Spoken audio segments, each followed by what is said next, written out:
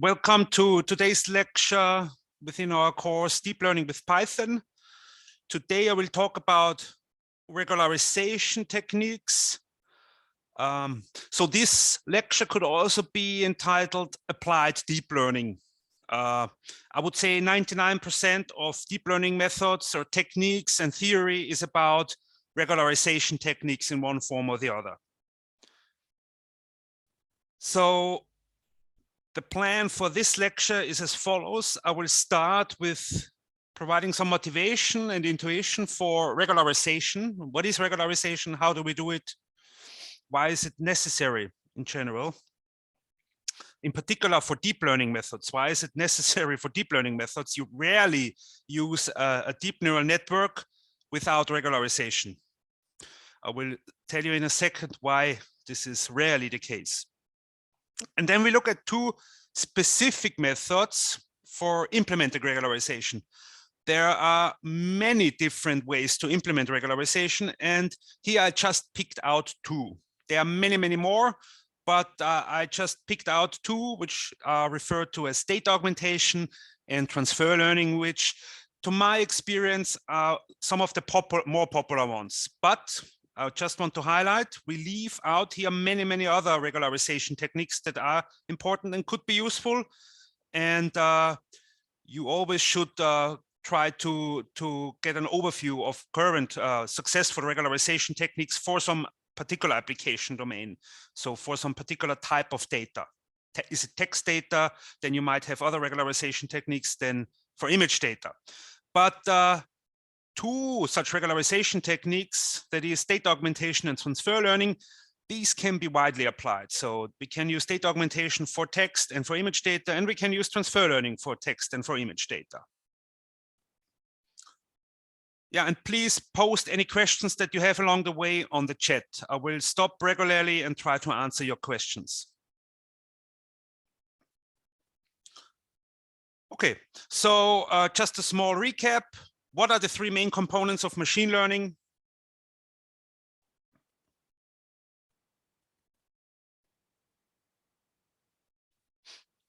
Any guess what are three main components of machine learning and deep learning in particular?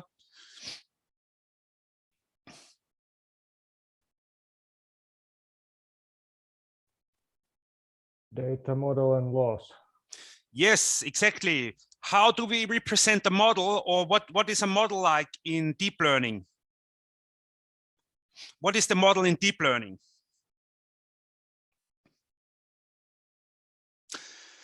Yes, a neural network. So, and it's important that I highlight, when I say model within my machine learning courses or deep learning courses, I mean a set of maps from input to output. And in deep learning, this set of maps is obtained from one specific neural network structure. But what do we change in the neural network? How do we get different maps out from one network structure? What can we tune? What do we tune? What do we train in neural networks? The weights, yes, the weights, and there's also something called bias terms, but mostly we talk about weights. We want to train weights. So the name of the game in deep learning and in machine learning in general is write a computer program or some software that learns a hypothesis out of a large hypothesis space or model that incurs minimum loss when predicting the labels of data points based on their features. So the features could be the pixels of an image, and we want to predict the label. Does it show a cat or no? Very simple principle. And if we have training data, what we have in supervised machine learning applications or throughout the course, we mostly look at such supervised methods where you have a set of data points, let's say images, where you know the label. So you can try out a hypothesis on this training set and see how well does it, how well is it a hypothesis predicting on the training set. And depending on this, you tune the weights, you minimize this training error. That's what you already did. Which function did you use? Which function implements this minimization in Keras or in Python?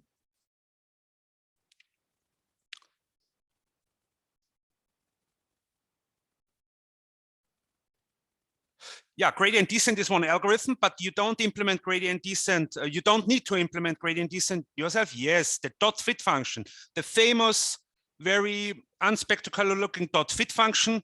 This .fit function solves this optimization problem. And this is quite a challenging optimization problem because we optimize over all functions that can be represented by a neural network with billions of weights. So it's quite impressive. Okay. Yes, but what goes wrong, or what will most likely go wrong when you use a deep neural network to fit some training data points? So let's look at these blue points here. These are the training points. And you run a .fit function for a neural network, which has, let's say, thousands of neurons or thousands of weights. And you hit the .fit function for 3 data points. Yeah, you will get 0 training error, but you only get 0 training error and not much more out of this hypothesis that you will learn. So this curve here, this black curve, is the map from input to output that you get from a neural network. So very nonlinear. It just perfectly fits the training data, which is what you asked for when you hit the .fit function. So what you typically should do or must do is you look at the validation error, and you see then outside the training set, it might perform very poorly. So, I mean, to build some intuition, when you have a neural network with like say thousands of parameters, you could think of this, the function that is represented by such a network as a highly nonlinear, or let's say piecewise linear functions, where these pieces here, each piece here corresponds to one particular or to a collection of weights. So you can tune these pieces by the weights. And roughly speaking, you have a number of pieces or the segments where it's linear that scales somewhat proportional to the number of weights. So if you have millions of weights, you can do such piecewise linear functions with millions of segments, roughly.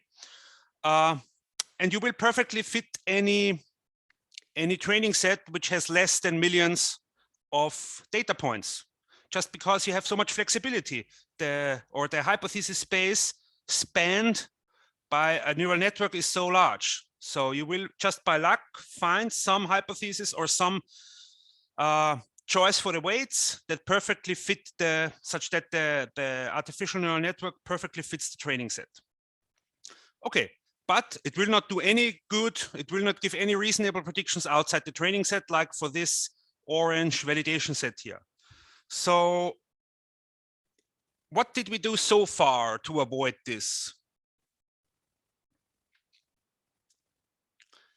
Well, so far we didn't teach you anything that could help you, except you must look at the validation error, and when you find out there's a high validation error, you should change something, like reduce the model or make the network smaller, use fewer hidden layers, use less neurons per hidden layer. So this is a form of model selection. You try out one specific model, so one neural network structure, fit it to training data, look at the validation error, and if the validation error is too high, you try another model. So this is model selection. It turns out that a different approach, some sense a smooth form of model selection, can be obtained by regularization. And to give you some intuition, let's illustrate ways to regularize the learning here in this simple picture. So does any one of you have some intuition? How could we regularize this learning problem? So we have a network with millions of parameters, so we can get any piecewise linear function with millions of segments, so we can perfectly fit these 3 training data points. How can we regularize this training method? So the training method amounts to minimizing, solving this optimization problem. How can we regularize this minimization problem?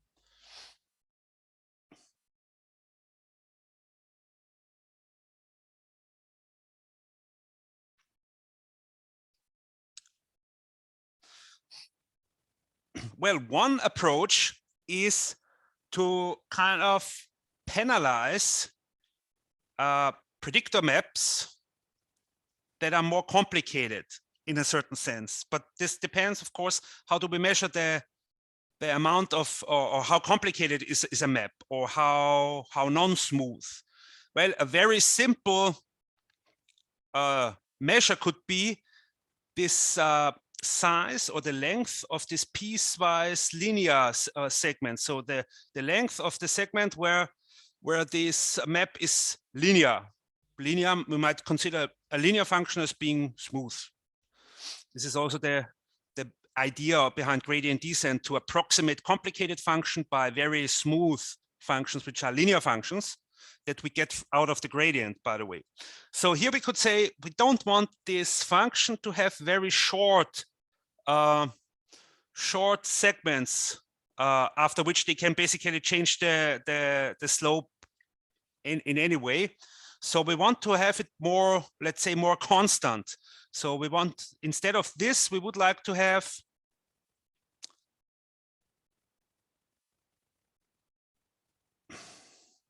there is a pen here. No. So what would be in this intuitive way to measure the smoothness, what would be the most smooth function? Well, it would be a straight line like this. Okay, it should be a straight line. I'm not so good in drawing, but this should be a straight line. So this is a very smooth function. So we would like to favor or encourage to use these straight lines in this minimization problem. And that's one way to regularize. So we could prune or shrink this hypothesis space, but not in a discrete way, like cutting away one hidden layer or getting rid of one hidden layer. This is a very raw or hard way to prune this hypothesis space. But in regularization, we will see that we can do this in a more soft way. So we can, in a soft manner, or continuously shrink this hypothesis space such that the minimization is over a subset of these predictor maps that is more smooth. And we will then see later in this lecture how transfer learning does this. So this approach is taken by transfer learning. But it turns out that this kind of requiring the resulting hypothesis map or predictor map from input to output to be smooth can also be obtained by a data-driven approach. So consider that we have here some data points which is taken from our domain. Like these data points could represent days in Finland, with where the feature is the minimum temperature and the label is the maximum temperature. So I have downloaded this data points from the Finnish Meteorological Institute. But then I could say, or somehow I can get data, for example, from the Austrian Meteorological Institute, also about historic weather recordings with much more data points. So you have here another data set with feature X and label Y. So the data points each have feature X and the label Y. But this is from, so to say, from another application domain. My application domain is the weather prediction task in Finland, but there's also a weather prediction task in Austria, which is different per se because it's in a different location on the Earth surface, but somewhat related maybe.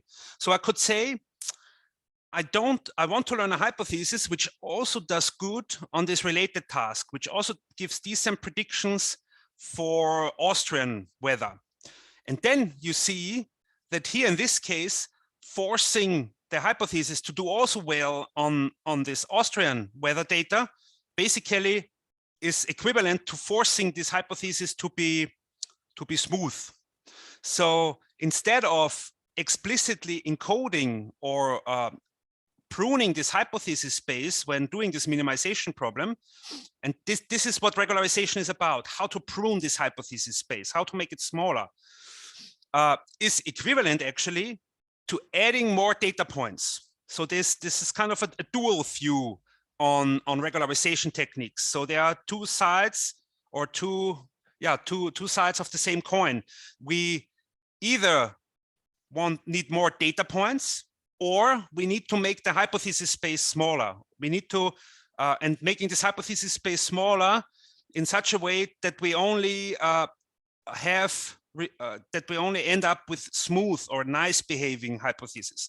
But this depends on the application, what you understand by a nice behaving hypothesis.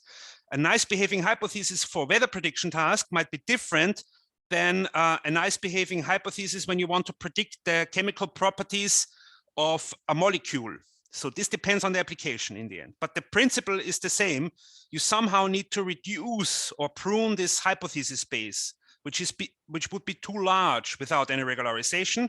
And a large hypothesis space, like we get out of any deep neural network, will typically always overfit the training set. So that's useless to minimize over extremely large hypothesis space, because you just memorize or perfectly resemble the training set. Okay, so two options here. One, use more data, which comes from a different domain, and this is done in transfer learning. Or you could also say you want the hypothesis that you learn to be robust. So a robustness principle can be used for getting a regularization effect. So when you learn a predictor for the maximum daytime temperature based on the minimum temperature, you typically don't want to have a predictor that does like this. So it perfectly fits this training set and then it goes up. So again, this would be a segment which is very short, a very short segment over which it is linear. So you want to avoid that. And how could you avoid this? Well, you could somehow encode in the optimization algorithm only search over parameter or only search over network weights that result in a piecewise linear function that has not too short segments. But to be honest, I wouldn't know how to do that. So I think it's mathematically very challenging to explicitly enforce in a dot fit function. Don't learn a hypothesis that has too short segments here. But a very somewhat intuitive and easier approach would be just perturb a bit these data points. So change a bit the feature value of this data point and leave the change a bit the feature value, but leave the label the same. So you could say I could equally well have observed a day with a bit higher minimum daytime temperature, but with the same maximum daytime temperature. Or I could have observed another day with a bit lower minimum daytime temperature, but still the same maximum daytime temperature. There's some robustness in this weather phenomenon. So this is then called data augmentation. So you perturb your data points that you have collected, for example, from the Finnish Meteorological Institute, and perturb it a bit. For example, adding a random noise to the feature, or you can also add random noise to the label. So there are different ways to perturb data points, and you will see then in the coding assignment. For images, we have very specific ways to perturb data points. Okay, so this was a very intuitive discussion of regularization methods. So let's now try to formalize a bit more. So what I was trying to tell you up to here is basically what is important in applying the simple machine learning principle. So this here, which is called empirical risk minimization, by the way. So you learn a hypothesis by minimizing the training error. You can often characterize the behavior of such a machine learning method that uses that principle, and most machine learning or deep learning algorithms use empirical risk minimization. So this is quite widely used. And you can often characterize or predict the performance of such algorithms by looking at a few numbers that characterize your data and your model. In particular, we have the size of the training set. So the number of data points that you have in your training set, M, or it's also sometimes called sample size. And then there is another parameter that measures the size of the model. So the number or the dimension of the space of all possible maps that you can represent by a given artificial neural network. This is D. And roughly speaking, this effective size or effective dimension of the model is somewhat proportional to the number of weights and bias terms, roughly. The precise dependence is complicated in reality. It's not trivial to say for a given artificial neural network structure, what is the effective dimension? This is not trivial, but roughly within our simple setting here, you can assume that this is somewhat proportional to the, or scales linearly, roughly, with the number of parameters, tunable parameters in your network. So if you have billions of weights and billions of bias terms in your network, then D is on the order of millions, which is typically much larger than the training set that you have. So if you make a cat predictor for your own cat, then you might have hundreds or thousands of images. So this is M is thousands and D is billions. And we can then predict the behavior just by looking at the ratio. So we can predict the behavior of the machine learning method just by looking at the ratio of D over M. So effective dimension of the model divided by the number of data points that you have in your training set. And if this is larger than 1, this is what I call a critical value, then we typically have overfitting. So D over M should be much, much smaller than 1, then we sure have no overfitting. But what could be the problem? Why is it typically not good to make D very small? So we could make D 0 if we don't learn anything, if we just take the input and output something, some constant. Why is this not a good idea? Yeah, M is the number of training data points. And what you do in practice when you apply deep learning methods, you try to navigate on this axis here, and you try to find the sweet spot. So we overfit if D over M is larger than 1, but why shouldn't we go as much as left as possible?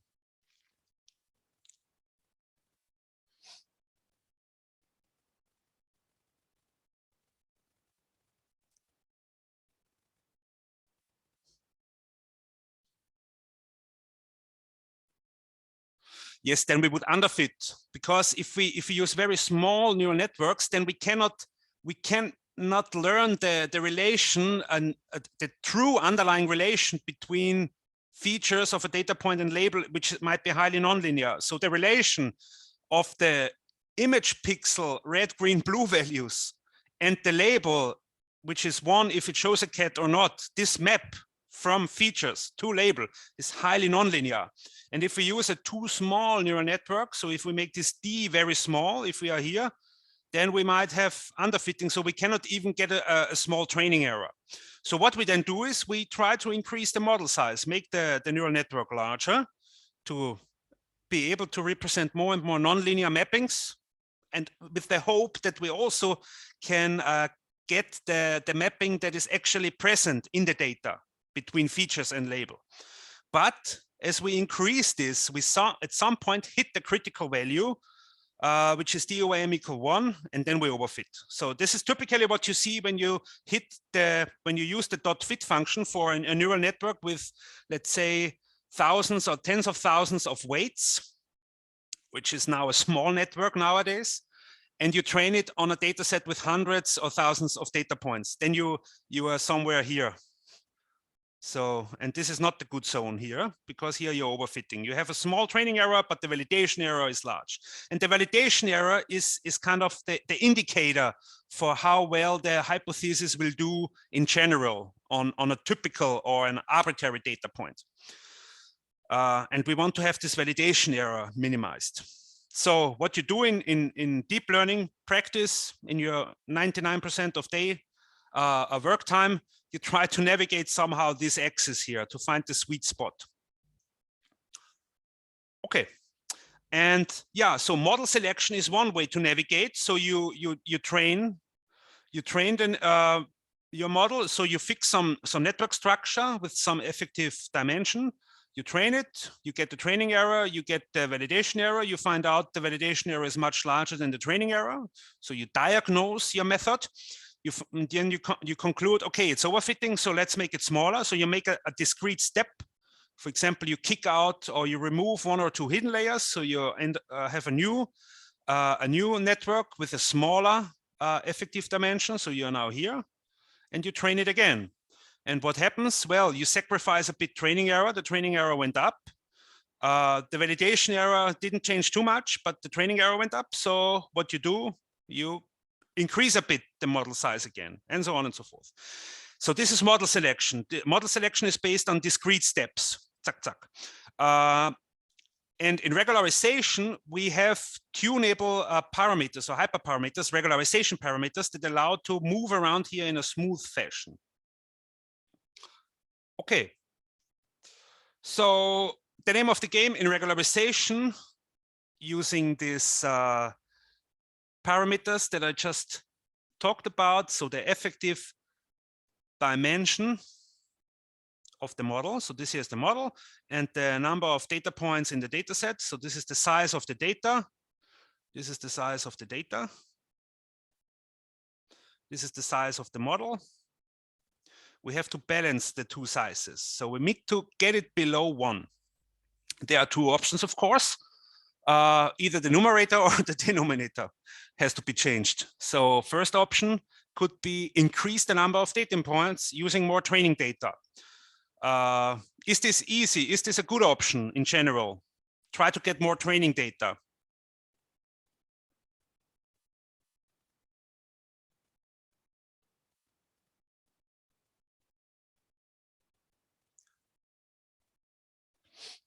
What could be a problem?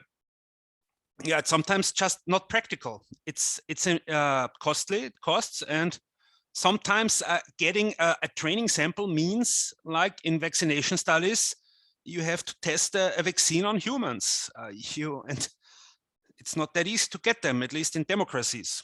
So it's not sometimes not possible to get more. So what can we do? Well, let's use some mathematics and randomness. Randomness comes in handy here when we do data augmentation. So we still want to increase the number of training data points, but without actually collecting new training data points.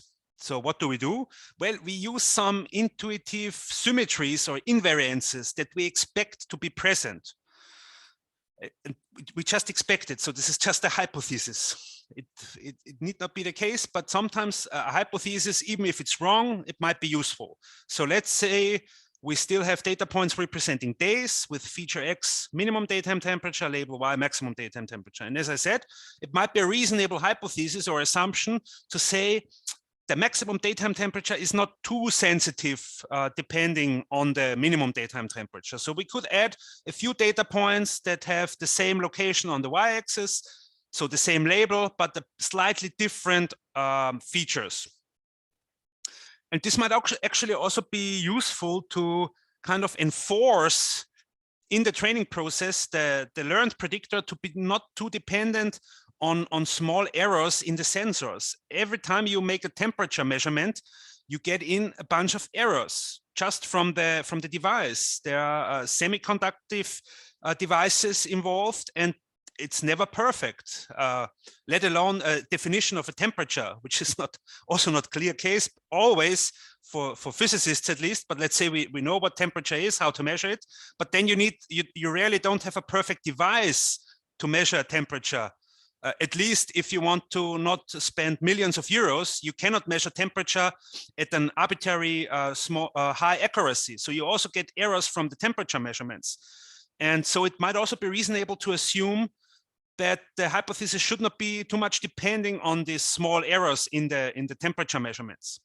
And this is what we do in data augmentation. So here's one question: what is acceptable percentage of noise? So this means what is a good range here of this spreading out the data points? And I don't know in general. This is a hyperparameter which you can try out different values for this amount of noise and see which hypothesis or which predictor you learn in the end does best on a test set. So in the end, you do a trial and error process just on a higher level. So to say, yeah, but I cannot tell you what is a good percentage. This depends on the specific data set that you have.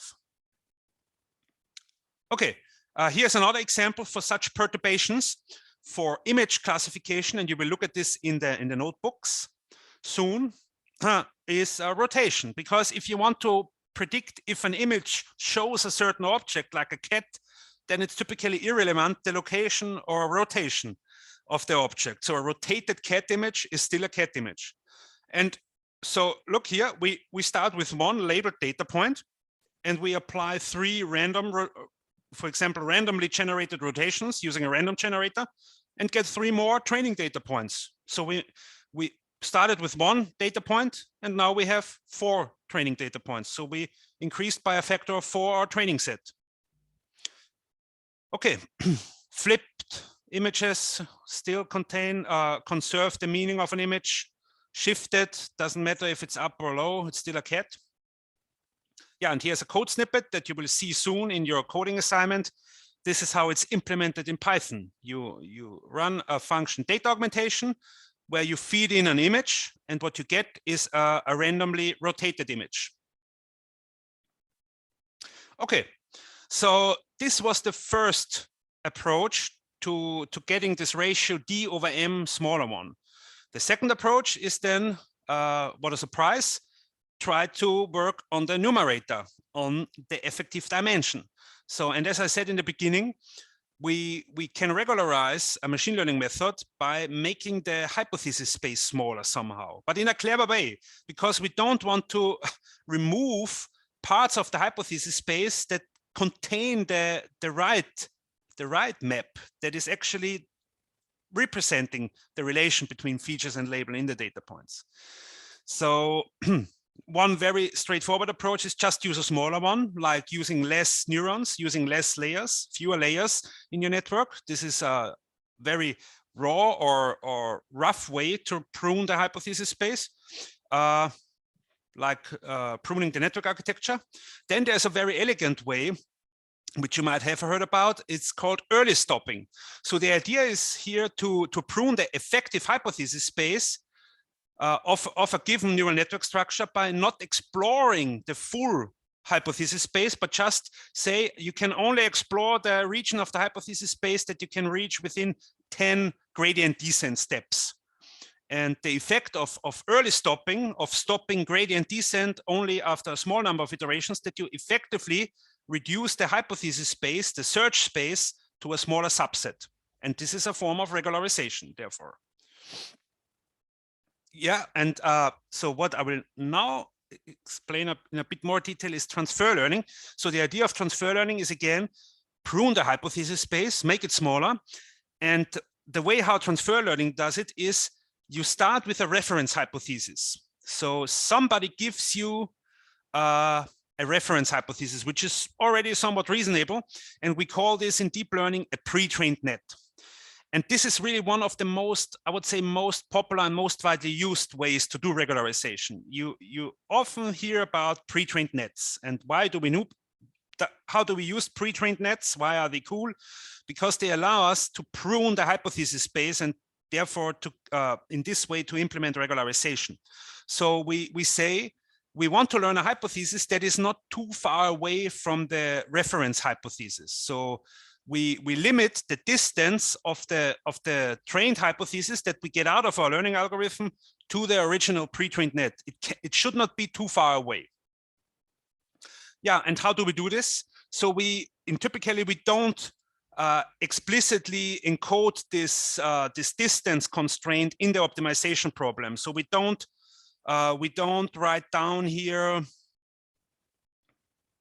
Yeah, in this optimization problem, minimize over all hypotheses such that whose distance is smaller than R to a reference hypothesis. So you could write down here a constraint, but this optimization problem would be very inconvenient to solve. We do it in a very elegant way. And the way we do it in deep learning is we start from the pre-trained net and do only a small number of hops of gradient descent or iterations of gradient descent. And starting from this given pre-trained model and then doing a relatively small number of gradient descent step is called fine-tuning. So we constrain or we limit the distance to the reference or pre-trained net, not by explicitly forcing this distance to be smaller than a given number R, but starting from the pre-trained net, loading in the values of the pre-trained net into our learning algorithm, and then doing only a small number of gradient descent steps. And this is called fine-tuning. Okay, so how do you get the pre-trained net? Yes, so the idea is you look at a similar domain. So let's say you want to learn a predictor that detects a specific dog race, like Border Collie, which is the best dog race there is. But you don't have so many pictures of Border Collies. So you have many, many more pictures of arbitrary dogs.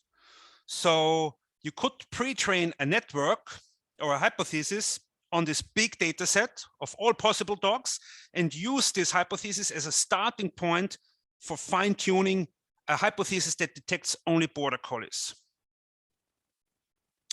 Yeah, and how do you get it in Python? Well, you use Keras library, of course. So here's one example.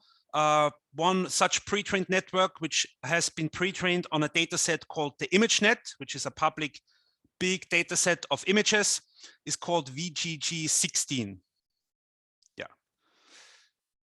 So yeah, and this fine-tuning typically doesn't apply to all layers the same, but it turns out that the fine-tuning should treat different layers differently. So it often is useful to not touch the first layers, which are close to the input anymore. We call this freezing. So we fix the weights, or we don't change the pre-trained weights for the first few layers. We only let gradient descent change or fine-tune the weights for the last few layers. So these first few layers are therefore working or acting like a feature extractor. So we use the first few layers of this pre-trained net to turn this image, these pixels of the image, into new features, which is the output of these hidden layers. And these new features we feed into the last few layers, which is sometimes called the head for some reason, because it's closer to the output. And this head, we also start from pre-trained weights, also from the VGG16 network, but these head weights are adapted a bit, fine-tuned. Okay, so this was quite fast through transfer learning. You will now in the exercises in the Python notebooks, you will implement this yourself. So you should learn this really by doing.